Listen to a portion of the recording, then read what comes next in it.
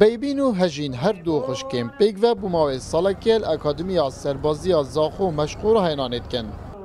چرک ساتین داویینه جبو کوب شیوه که اکادمی ببنه افسر دناف ریزیم پیشمرگی داب. او دبی روژه دا خو کیف خوش دبینن.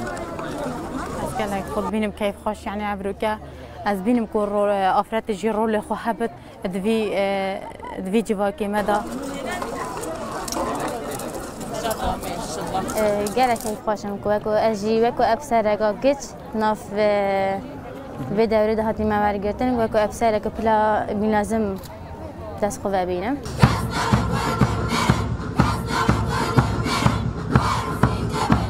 وکو او دبیجن وان سالکا پری برهم جزانیارین سربازی در باز کرد. ورگرتنا وانه پراکتیکی و تیوری. من نظر عمل هابين النظري صار تخطيطي بين تعبي بي او ما صيد شارده ويتعمل يجي صار السلاح هابين السلاح خفيف شادد ما ورقته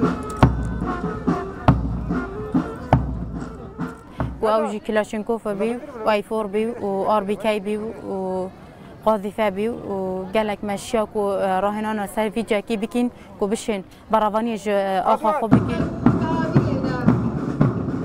به دریجای دیروکا کردی جنی ملبمل ظلامی برگیری کریاد. جبو دریجه بدانا ویریم کسو کارین درچیان دلخوشیا خود دیار دیکن. مثلا جنگی و ظلامی چجوری فرق نینه یعنی بو مثلا برگیریا ملت خویا قومی خویا عودیا خو بکت یعنی هر وقت که ما یاکری القلب پیشمرگی ما یاکری و ان شاء الله کچن مجید کن برگیری کن جوی ملتی جوی آخی.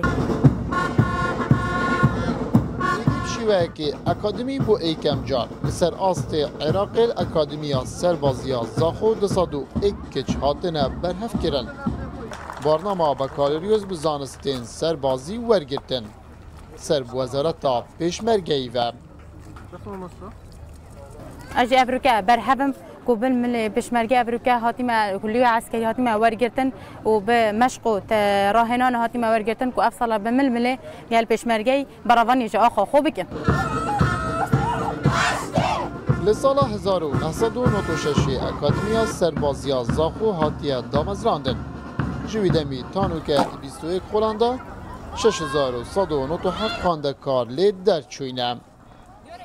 پتریا کسان هیوی وان اون برنامه کازانستی دست خواه بینن جبو که جیان آخواه خوش بکن. لیل کولی جن سربازی دست خستنا برنامهش بونده که جیانا حولاتی آسایی خوش بکن. هجینو بیبین دونشوان نمونا. غریب مجید روداو زاخو.